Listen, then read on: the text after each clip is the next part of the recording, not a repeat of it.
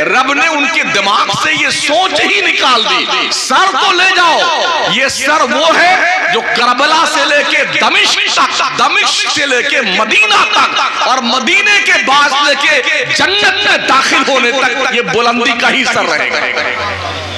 नेज़ों पे उठाए गए थे ना, सर नेज़े पे उठाए गए, हाथ होता तो कहीं झोले में रख लेते। अल्लाह ने वो सरबलंदी इमाम पाक को अता फरमाई। तो हजरत इमाम अली मकाम ने करबला के तपते हुए रेगजार में कुर्बानी दे करके दीन मुस्तफ़ा को बचाया। और चूंकि हमको कोई कुर्बानी नहीं देनी पड़ी है ना हमने अपना बच्चा ज़बा किया है, करवाया है, ना हमने अपनी जान दी है इस्लाम के लिए। अब्बा मुसलमान थे, दादा मुसलमान थे, परदादा मुसलमान थे, लकड़ दादा मुसलमान, पकड़ दादा, धक्का दादा, शक्कर दादा, वगर दादा, जितने सब मुसलमान, हम भी मुसलमान। वो भी खूब गोश्त खाते थे, हम भी खूब गोश्त खाते थे, इसलिए हम मुसलमान है ना। ये शहादत कहे उल्फत में कदम रखना है। लोग आसान समझते हैं मुसलमान हो ना, यूं तो सैयद भी हो, मिर्जा भी हो, अफगान भी हो, तुम सभी कुछ हो, बताओ क्या मुसलमान भी हो? वज़ा में तुम हो नसारा तो तमद्दुन में हुनूद, ये मुसलमान है जिन्हें देख के शर्माए यहूद। हमारी जमात के अक्सर लोगों की तादाद सिर्फ मेले में, मजार में, ढोल बजाने में, डीजे बजाने में, ताजिया उठाने में पगला गए हो। दिमाग की चूलें हिल गई हैं।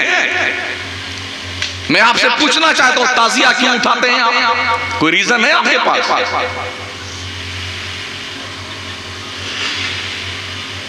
क्यों ताजिया? आप डिक्शनरी उठाइए ना, ताजिया का मतलब होता है किसी के मर जाने के बाद उसके घर जाकर के उसे जो है दिलासा देना, ताजियत करना, भाई साहब सब्र कीजिए, इन्नल्लाह मअस साबिरीन, सबको मरना है, सबका इंतकाल होना है, सबके साथ ऐसा ही होता है। इसको कहते हैं ताजियत। ताजियत से ताजिया बना है। आप ताजिया बना के घुमाते हो गली कूचे में। मैंने सुना पहले बड़ा ताजिया बनता था आपके गांव में, अब छोटा हो गया थोड़ा, हुआ है ना? क्यों करते हो? आपका बेटा मर जाए, ताजिया बनाएंगे आप? जवाब चाहिए भाई। आपका बाप मर गया हो, ताजिया बनाओगे? ढोल बजाओगे? उछल कूद करोगे? इतनी मोटी सी बात अगर तुम्हें लॉजिक लगती है, तुम्हारे भेजे में घुसती नहीं है, तुम काहे का मुसलमान है यार? वहां तो शहीद हुए हैं, घर में सफे मातम बिछी है, तुम ढोल बजा रहे हो, शर्म नहीं आती तुमने? डीजे लेके निकलते हो। तो ऐसा करो, तुम्हारे अब्बा का जब देहांत हो जाए, ट्रांसफर हो जाए, तो खूब डीजे मंगा लेना। पहले डीजे मंगाना, कुछ ढोलक बजाने वालों मंगा लेना, कुछ डांसर बुला लेना, और अब्बा हुजूर की डेड बॉडी को आगे आगे लेके चलना और पीछे से कूच नाचते कूदे, अब्बा हुजूर मर गए, अब्बा हुजूर, तेरी ऐसी की तैसी।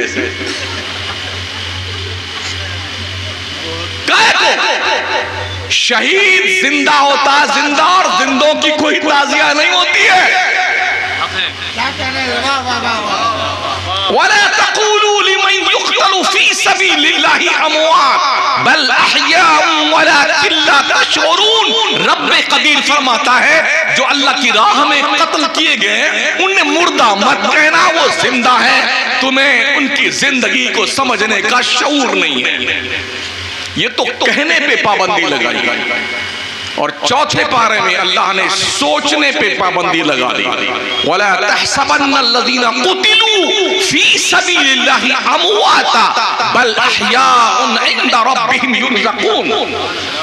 जो अल्लाह की राह में कत्ल किए गए उन्हें मुर्दा सोचना भी मत, सोचना भी मत, बल्कि वो जिंदा है। अल्लाह की तरफ से उन्हें रोजी दी जाती है। रोजी मुर्दा खाता कि जिंदा खाता है? बोलो बोलो ना यार, जिंदा खाता है ना। तो अल्लाह रोजी दे रहा है तो मुर्दों को दे रहा है कि जिंदों को दे रहा है? अल्लाह ने उनकी जिंदगी की गारंटी दी है, शहादत दी है, सब जिंदा है, इन्हें रोजी दी जाती है। तो तुम कहे हुसैन रही है, पगला गया है, सीना पीट रहा है बेटा, मातम कर रहा है, भों भों रोए जा रहा है। एक दिन हरम शरीफ में हम बैठे हुए थे मताब पे, हाँ 150-200 का कबीला इनका आता है शियों का, वहां से ईरान से। तो एक आदमी खड़ा होता है और सब बैठे होते हैं मर्द और हम भी, मैं अभी भी एक साथ बैठे हुए थे किनारे हज करने, गालिबन 2002 की बात। तो वो खड़ा होकर कुछ पढ़े तो सारे इतने मर्द और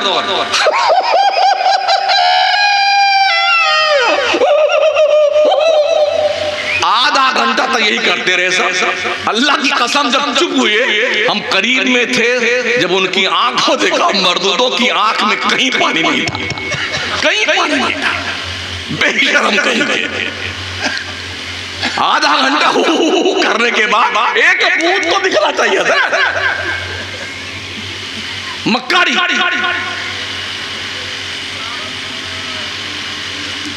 और जिंदगी के लिए क्या मारना।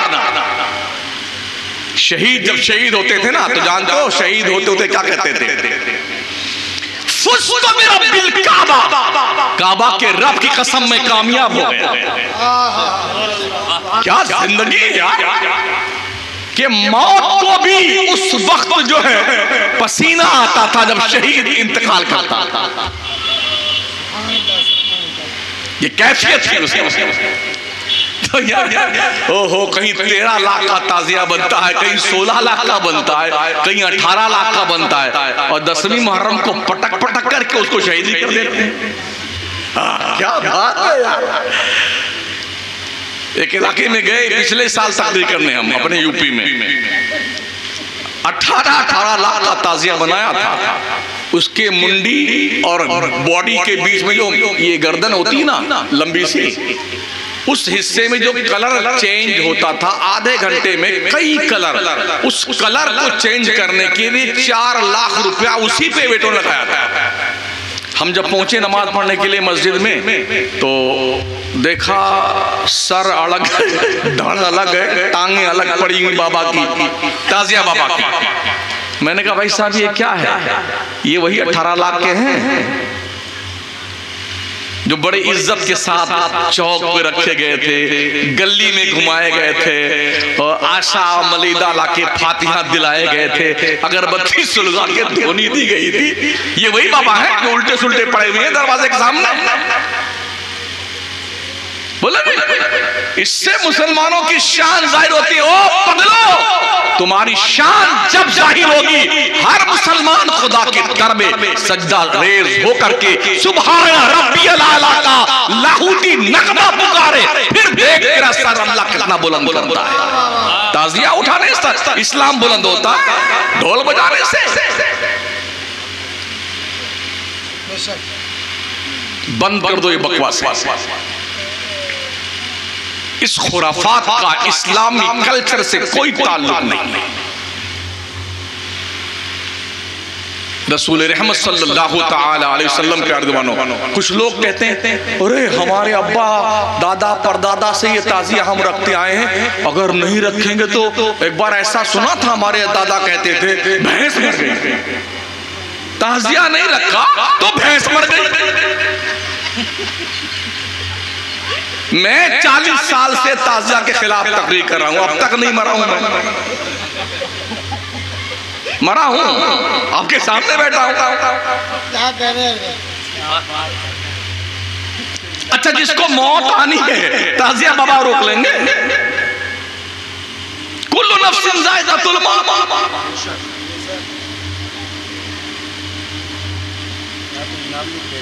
जी हाँ, अच्छा। तो अगर मान लो अगर ताजियादारी से आदमी मरता नहीं है, तो मुझे बताओ आपके इस गांव में कितने साल से ताजियादारी होती है? जितने ताजियादार आज के 50 साल से सब जिंदा हैं कि खबरों में गए? अरे मरे कि नहीं मरे? क्यों मर गए भाई साहब? ताजियादारी से अगर ना रखे तो मर जाए, और जो रखता है तो उसे तो नहीं मरना चाहिए। उसूल तो ये कहता है ना।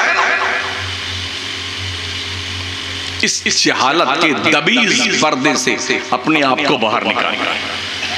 कभी सोचा आपने कि इमाम हुसैन ने करबला की वो पाकीज़ा शब 10वीं मुहर्रम को पूरी रात अल्लाह को सजदा किया था। जिस वक्त अपने घोड़े से नीचे तशरीफ लाए थे, जमीन पर शिमर सीने पे बैठा हुआ था। इमाम पाक ने कहा जालिम सीने से हट जाए। इस वक्त पूरी दुनिया की मस्जिदों में नमाज जुमा होती हो रही होगी, कम अज कम मुझे आखिरी सजदा तो कर लेने दे। उसने कहा हटना नहीं, हुसैन को आखिरी सजदा नहीं करने देना है। लेकिन इमाम हुसैन ने अपने खुदादात कुव्वत की बुनियाद पर गर्दन को मोड़ा और आखिरी सजदा किया। डॉक्टर इकबाल कहते हैं इस्लाम के दामन में बस इसके सिवा क्या है, एक ज़रबे यदुल्लाही, एक सजदे शब्बीरी। हो सके तो लाइए दोनों जहां मीज़ान में, हमने एक सजदा ज़मीने करबला से।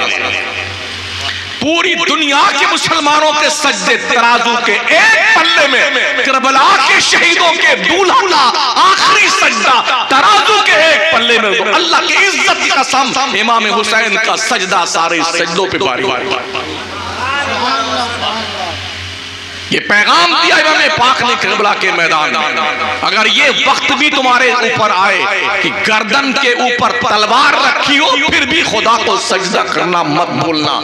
ओ मुसलमानों, रात भर सोने वालों, फजर के ऊपर तक सोने वालों, हाँ, दिन भर टिक्का बोटी पकौड़ी कचौड़ी बकरी की तरह खा खा करके जिंदा रहने वालों, तुम क्यों नहीं सजदे करते? इमाम हुसैन के नाम का ताजिया बनाना छोटका है, मजिका है, बड़का है और बड़का। हमने पूछा ये कौन? बोले अली असगर है। ला हौला वला कुव्वता इल्ला बिल्लाह। बांस की फट्टी बनाया बेटों ने, हाँ, बाजार से चमचमी लेके आए हैं, कागज लेके आए हैं, उसका ढांचा बनाए, ये अली असगर है, ये अली अकबर है ये। और फिर उसमें क्या मेहंदी निकालते हैं। बोले हजरत कासिम जो इमाम हसन के लड़के थे, उनका जो है रिश्ता तय हुआ था इमाम हुसैन की बेटी से, वो करबला के मैदान में उनकी शादी करवाई। तेरी ऐसी की तैसी, वहां तो जान के लाले पड़े हुए थे। 22,000 का लश्कर सामने मौजूद है, या बेटे मेहंदी निकालते हैं, हाँ, सतई को मेहंदी निकालते हैं। और फिर जो है नवी रात को हजरत बाबा को ला करके वहां चौक पे रखते हैं, लीप पोत करके खुशबू लगा करके। दिल के फफूले जल उठे सीने के दाग से, इस घर को आग लग गई घर के चिराग से। सोचिए और 100 बार सोचिए,